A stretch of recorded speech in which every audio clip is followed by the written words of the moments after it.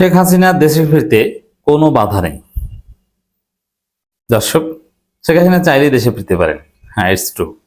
আমি মূলত বিশ্লেষণ করছি ব্যারিস্টার রুমিন ফারহানার একটা বক্তব্য আর আওয়ামী লীগের একটা শক্তিশালী গোষ্ঠী তৈরি হয়েছে যারা বাংলাদেশে প্রকাশ্যে অ্যাক্টিভিজম করছে। তাদের চিন্তা, দর্শন, স্বপ্ন, তাদের ইমাজিনেশন, এই দুইটা বিষয় বিশ্লেষণ করছি। রুমিন ফারহানার বক্তব্যটা চমৎকার লেগেছে। রুমিন ফারহানা ভালো পারফর্ম করছেন এমপি হিসেবে, কোনো সন্তানে আমাদের তাকে অ্যাপ্রিসিয়েট করতে হবে। তিনি এখন পর্যন্ত কোনো দলে যোগ দেননি, তিনি একদম কমপ্লিটলি ইন্ডিপেন্ডেন্ট আছেন। বাট আমি বলবো যে তিনি যদি জামাত ইসলামীতে যোগ দেন, এটা তার জীবনের সেরা সিদ্ধান্ত হবে। রুমিন ফারহানার পলিটিক্যাল ক্যারিয়ার একদম সফলতার সর্বোচ্চ শিখরে আরোহণ করবে। তার মতো হিট নেত্রী, যোগ্য নেত্রী, বাকপটু নেত্রী, জ্ঞানী এবং পাওয়ার পলিটিক্স করতে পারেন, এটা তার সবচেয়ে বেশি স্পেশালিটি। বিএনপি সন্ত্রাসীদেরকে, খেজুর গাছ মার্কা হুজুরদেরকে পিটিয়ে তিনি জিতে আসতে পারেন। দিস ইজ রুমিন ফারহানা। এর মতো লোক যদি জামাত ইসলামীতে যোগদান করেন, যেহেতু বিএনপিতে তার জায়গা নেই, তার জন্য সবচেয়ে ফিট পার্টি বিএনপি। জামাত ইসলামীতে যেহেতু এমনিতেই যোগ্য লোকের সংকট আছে, এই ধরনের পাওয়ার পলিটিক্স করা লোকের সংকট আছে, রুমিন ফারহানা জামাত ইসলামীতে যোগ দিলে প্রথম কথা হচ্ছে যে জামাতের দেশব্যাপী যে নেটওয়ার্কিং, এটা তো রুমিন ফারহানা জানেন, এটা কাজে লাগবে এবং রুমিন ফারহানাকে জামাতের লোকজন মাথায় তুলে নাচবে এবং জামাত ক্ষমতা আসতে পারলে রুমিন ফারহানাকে অতি গুরুত্বপূর্ণ পদ দিবে, যেটা বিএনপি সারা জীবন করলেও তিনি পাবেন না। সিনিয়র মন্ত্রীর মর্যাদায় নানান পোস্ট পজিশন তিনি পেতে পারেন যদি জামাত করেন এবং জামাতের লাইনে বিশ্বস্ততা অর্জন করতে পারেন। তিনি জামাত ইসলামের প্রশংসা করেছেন সাম্প্রতিক, এই কারণে আমি এই কথাটা বললাম। হ্যাঁ, প্রশংসা করেছেন, it's good. At the same time জামাতে যোগদান করলে এটা ব্যতিক্রমী হবে। আর জামাত যেমন জামাত একটা কনজারভেটিভ পার্টি, একটা রিজিড পার্টি, রেজিমেন্টেড পার্টি, নানান কথাবার্তা আছে। তার মধ্যে রুমিন ফারহানা টাইপের যদি লিবারেল কোনো ব্যক্তি জামাতে যোগ দেন, এটা রাজনীতিতে একটা ব্যতিক্রমী এক্সাম্পল হয়ে থাকবে এবং রুমিন ফারহানা রাজনীতিতে যতটা আলোচিত হবেন, যতটা অ্যাটেনশন পাবেন, এটা অন্য কোনো পার্টি করলে পারবেন না। এবং জামাতের সাথে কিসের বিনিময়ে জামাতে যোগ দেবেন? জামাতে স্বাভাবিকভাবে বিনিময় ছাড়া কর্মী হিসাবে, সহযোগী সদস্য হিসেবে যোগ দিতে হয়। কিন্তু রুমিন ফারহানা টাইপের কেউ যদি যোগ দিতে চান এবং রাজনীতির যে বাস্তবতা, তাতে জামাতের সাথে দর কষাকষি করে বিনিময়ে যোগ দিতে পারবেন, যে আমাকে আপনার ক্ষমতা আসলে এইটা বানাতে হবে, এই শর্তে আমি যোগ দেবো। এই শর্তে যোগ দেওয়ানো সম্ভব।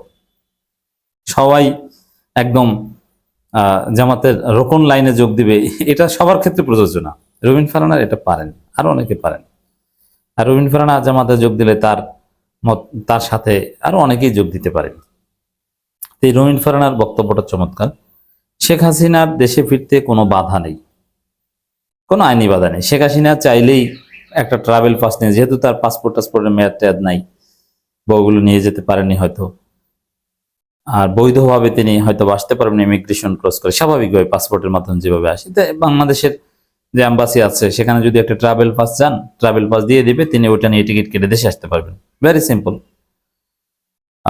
ভারতের আইনেও কোনো বাধা নেই, যে এমন না যে তিনি অবৈধ অনুপ্রবেশকারী, জেলে আছেন, সাজা ভোগ করার পর আসতে হবে, এরকম কিছু না।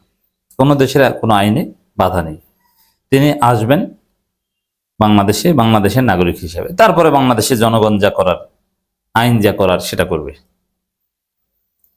কিন্তু মজার বিষয় যে আওয়ামী লীগের লোকজন, তারা দেখবেন যে বিশেষ করে বাংলাদেশের ভূখণ্ডে, আমি কয়েকজন নাম বলবো, তারা ভয়াবহ প্রচারণা চালাচ্ছে। সাংবাদিক পান্না, মঞ্জুরুল ইসলাম পান্না, আমাদের শ্রদ্ধেয় ভাই মাসুদ কামাল অত্যন্ত সূক্ষ্মভাবে যে ন্যারেটিভ নির্মাণ করছেন, আমি নিশ্চিত যে শেখ হাসিনার সাথে তার যোগাযোগ আছে, তিনি স্বীকার করবেন না।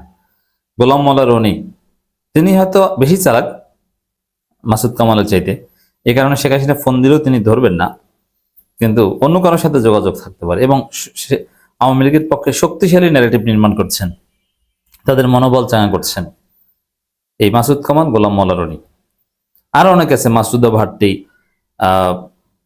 বা আরো যারা আছে, যারা পলাতক, যারা কেউ ফ্রান্সে, কেউ বেলজিয়ামে, কেউ ইংল্যান্ডে এবং বেশিরভাগই কলকাতা, দিল্লি, বিভিন্ন জায়গায়। এদের জিকির হচ্ছে এটাই যে বিশ্ব রাজনীতির সমীকরণ, রাজনীতি ঘুরে যাচ্ছে, নানান হিসাব নিকাশ দেখাচ্ছে না না না, এখন এই সমীকরণে ভারত, আমেরিকা, চীন, এই সমীকরণ এই হবে, সেই হবে, শেখ হাসিনা আসবে। ভারতের সবাই নাকি একমত হয়েছে শেখ হাসিনাকে সসম্মানে দেশে ফিরাতে হবে। এটা হচ্ছে তাদের অলিক কল্পনা বিলাস। প্রথম কথা হচ্ছে যে বিশ্ব রাজনীতির যে সমীকরণ, এটা যে কতটা অথর্ব এদের চিন্তা, এগুলোর পক্ষে আবার একাডেমিক বৈধতা দিচ্ছে, একাডেমিক লেজিটিমেসি দিচ্ছে গোলাম মোল্লা রনিরা। কারণ গোলাম মোল্লা রনিরা বুঝেন, পড়াশোনা জানালো, তারা এমন ভাবে এনিয়ে বিনিয়ে দেখানোর চেষ্টা করছে না শেখ হাসিনা বাংলাদেশের রাজনীতি অপরিহার্য। এই মুহূর্তে গোলাম মোল্লা রনি, মাসুদ কামালদের অ্যাক্টিভিজমের মূল টার্গেট হচ্ছে যে শেখ হাসিনা বাংলাদেশের রাজনীতি অপরিহার্য, পার্ট অ্যান্ড পার্সেল, তাকে বাদ দিয়ে কিছু হবে না, তিনি বড় কিছু। হ্যাঁ, তারা বলবে না যে শেখ হাসিনা ভালো, তারা শেখ হাসিনা গণহত্যা করেছে, সব ঠিক, তারা এটা স্বীকার করবে, কিন্তু তারপরে বলবে শেখ হাসিনা বাংলাদেশের রাজনীতিতে অপরিহার্য। তো যুক্তি কি? যুক্তি হচ্ছে বিশ্ব রাজনীতি, ভারত, চীন, আমেরিকা, এর বাইরে কোনো কথা নেই। তো ভারত, চীন, আমেরিকাকে জনগণ কিভাবে দুচে দিতে পারে, এটা তো জুলাইতে আমরা দেখিয়েছি। আর আর এরপরে কথা হচ্ছে যে এই যে ভারত, চীন, আমেরিকার যে সমীকরণ, মানে বিশ্ব রাজনীতির জটিল সমীকরণ দেখানো, বিশ্ব রাজনীতির যে খেলা দেখানো, এটা যে কতটা স্টুপিড মার্কা তার একটা প্রমাণ দেয়। শেখ হাসিনা এই কয়েক মাস আগে তার দলের নেতাকর্মীদের নির্দেশ দিয়েছিলেন, এমনকি যারা যুক্তরাষ্ট্রে আছে আওয়ামী লীগের, তারা বিভিন্ন সিনেটর, কংগ্রেসম্যান, এমনকি ডিপার্টমেন্ট অফ স্টেট, এইসব জায়গায় যে পড়ে থাকতো, একটু অ্যাক্সেস পাওয়ার চেষ্টা করতো, ট্রাম্পকে আব্বা মানার একটা সিদ্ধান্ত নিয়েছে যে ট্রাম্প ক্ষমতা এসেছে, এখন ট্রাম্পকে আব্বা বললে দেখি ইউনূসের কোনো ক্ষতি করতে পারি কিনা, বিএনপির কোনো ক্ষতি করতে পারি কিনা। শেখ হাসিনা নিজে নির্দেশ দিয়েছে যে তোমরা ট্রাম্পের ছবি নিয়ে মিছিল করবা, এবং সত্যিকার অর্থে ট্রাম্পের ছবি নিয়ে আওয়ামী লীগ মিছিল করেছে। বঙ্গবন্ধু এলাকা বা ঢাকা, বঙ্গবন্ধু এভিনিউ এলাকা বা ঢাকার বিভিন্ন জায়গা থেকে ট্রাম্পের ছবি এগুলো উদ্ধার করা হয়েছে। শেখ মুজিবের ছবি না, শেখ হাসিনার ছবি না, ট্রাম্পের ছবি নিয়ে মিছিল করছে আওয়ামী লীগ। বুঝেন হিসাবটা কি? তো দর্শক, সেই ট্রাম্পের ছবি নিয়ে মিছিল করে আওয়ামী লীগ, এরা এখন ওই যুক্তরাষ্ট্রের স্বাধীনতা দিবস উদযাপিত হয়েছে, ২২তম স্বাধীনতা দিবস, সংসদ ভবনের দক্ষিণ প্লাজা, এটা জাস্ট একটা জায়গা ভাড়া নিয়েছে। এটা প্রত্যেক বছরই হয়, হয়তো অন্য জায়গা ভাড়া না, এবার আর একটা জায়গা ভাড়া নিয়েছে। মানে এটা কোনো বিষয় না, এটা নিয়মিতই ঘটে, জাস্ট জায়গার একটা তারতম্য। তো এইটাকে এমন ভাবে দেখাচ্ছে যে বাংলাদেশ শেষ, অথচ এরাই বলছে যে বাংলাদেশ চীনের কবলে ঢুকে গেছে, মার্কিন যুক্তরাষ্ট্র আমাদের উদ্ধার করবে।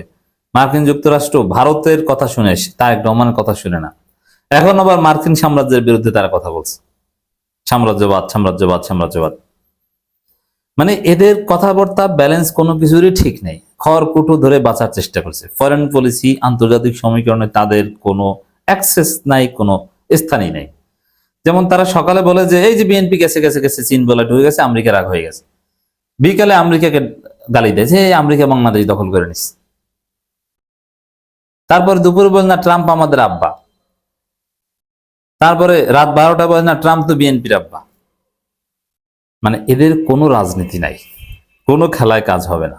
আওয়ামী লীগ বাংলাদেশে কোনোদিন ফিরতে পারবে না, তাদের কোনো রাজনীতি নেই। যা দেখছেন ওটা ওই তাদের রেখে যাওয়া ফেসিবাদী রেলিক এবং তাদের লম্ফজম্প, এটা দিয়ে রাজনীতি হয় না। ওটা আস্তে আস্তে আস্তে আস্তে থেমে যাবে। গোলাম মোল্লা রনি, মাসুদ কামাল দেখবেন একদম চুপ হয়ে গেছে একটা পর্যায়ে।